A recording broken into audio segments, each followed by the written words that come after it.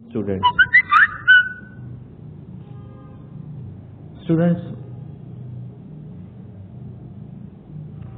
तारे Arkham online lectures में professor Mohammad Rizwan आपको खुशामदीद कहता है। स्टूडेंट्स, आज हम साल अव्वल जमात नहम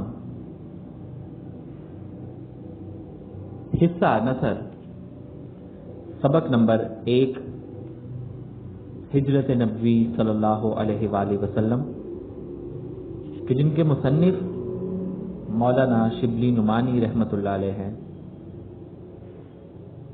पढ़ेंगे। सबक शुरू करने से पहले स्टूडेंट्स, मैं आपको एक रिव्यू देना चाहूंगा कि आपकी इस किताब उर्दू की किताब में 3 हिस्से हैं। सबसे पहला हिस्सा आप देख सकते हैं, हिस्सा नसर है, दूसरा हिस्सा नज्म और तीसरा हिस्सा गज़ल है। स्टूडेंट्स, हिस्सा नसर में आप मुसन्निफ या मुसन्निफीन के बारे में पढ़ते हैं। हिस्सा नज्म और हिस्सा गज़ल में आप शोरा कराम के बारे में पढ़ेंगे, यानी यहां पे शायर हजरात आते हैं। बाज दफा बच्चे ये गलती कर जाते हैं कि जहां पर नज्म का उन्वान या शायर का नाम लिखना होता है, वहां पे वो शायर के नाम की जगह मुसन्निफ का नाम लिख देते हैं। सबक शुरू करने से पहले मैं आपको एक जो है पेपर के बारे में भी बताऊंगा कि आपका उर्दू का ये पेपर जो है वो 75 नंबर का होता है, यानी 75 मार्क्स, जिसमें मारूजी 15 नंबर की मारूजी है और इसके बाद जो हिस्सा इंशाइया है वो 60 नंबर का होता है, जिसमें जो सवाल नंबर 2 है, यानी सवाल नंबर 1 तो मारूजी वाला आ गया, सवाल नंबर 2 दर्ज झैल नज्म व गजल के अशार की तशरीह कीजिए, 3 अशार हिस्सा नज्म से और 2 अशार हिस्सा गजल से आते हैं। अब जो हिस्सा नज्म है उसमें कुल अशार जो आएंगे वो आपको 4 अशार आएंगे, जिनमें से आपने 3 करने होंगे, यानी 1 की आपको चॉइस होगी। इसी तरह हिस्सा गजल में 3 अशार आएंगे, जिनमें से आपको कोई से 2 करना होंगे।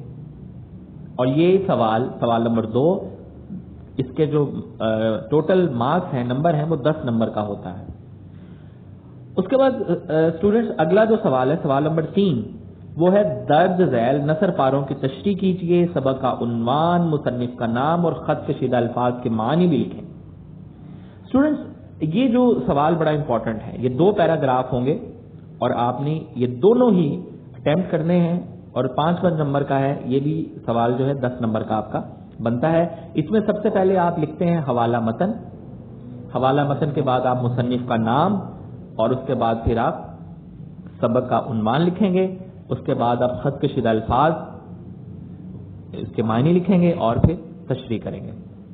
मुसन्निफ और सबक का उन्वान 1 नंबर का, और उसके बाद जो आपके अल्फाज मानी हैं ये आपके 2 नंबर के और 2 नंबर की आपकी तशरीह होगी। इसी तरह आप इन दोनों पैराग्राफ के अलहदा अलहदा से इसी तरह लिख के तशरीह करेंगे।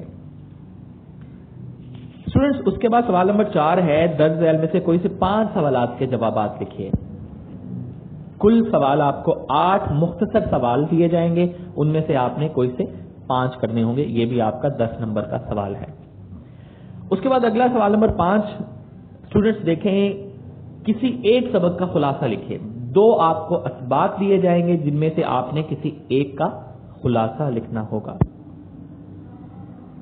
सवाल नंबर 6, नज्म, जो आपकी 4 नज्में हैं उनमें से कोई भी नज्म का वो खुलासा या मरकजी ख्याल आप उसमें लिखेंगे और साथ में शायर का नाम भी लिखेंगे। तो ज्यादा वैसे जो बेहतर है वो खुलासा लिखना चाहिए, क्योंकि आपकी जो नोट्स हैं या इस तरह की जो किताबें हैं उनमें जो मरकजी ख्याल है वो मैक्सिमम ज्यादा से ज्यादा 2 یا 2.5 لائن سے زیادہ نہیں ہے. اس لیے خلاصہ جو ہے، کیونکہ یہ 5 نمبر کا سوال ہے، اس لیے خلاصہ آپ کو جو ہے وہ اس کا لکھنا چاہیے جو کہ 8-10 لائنز پر محیط ہے. اسٹوڈنٹ اس کے بعد سوال نمبر 7 جو ہے وہ ہے خط یا درخواست لکھیں.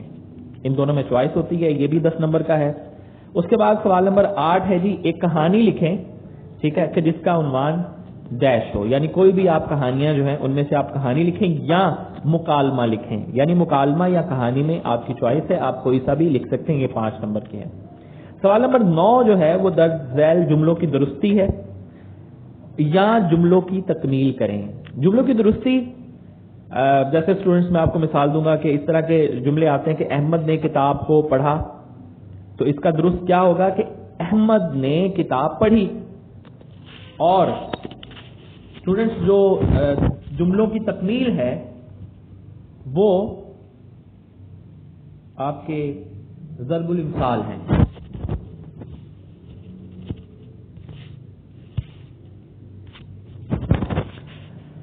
اس طرح آپ کا یہ وہ جو ہے نا وہ پورا 60 نمبر مکمل ہو جاتے ہیں.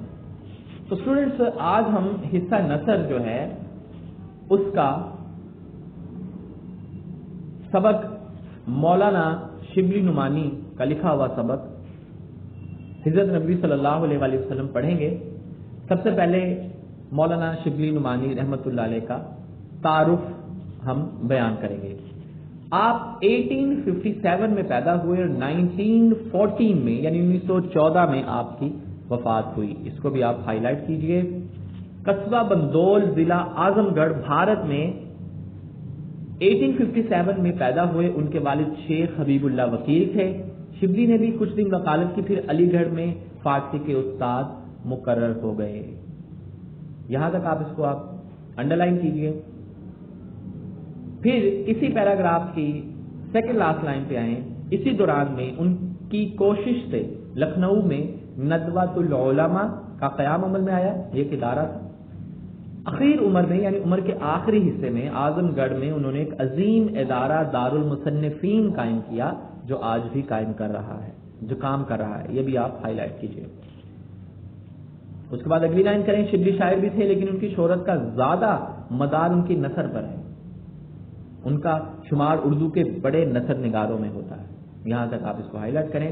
اس کے بعد اگلے پیراگراف کی آخری لائن جو ہے وہ انڈر لائن کریں کہ شبلی کی تمام ادبی کاوشوں سے قطع نظر ان کا سب سے بڑا ادبی کارنامہ ان کا انداز بیان ہے.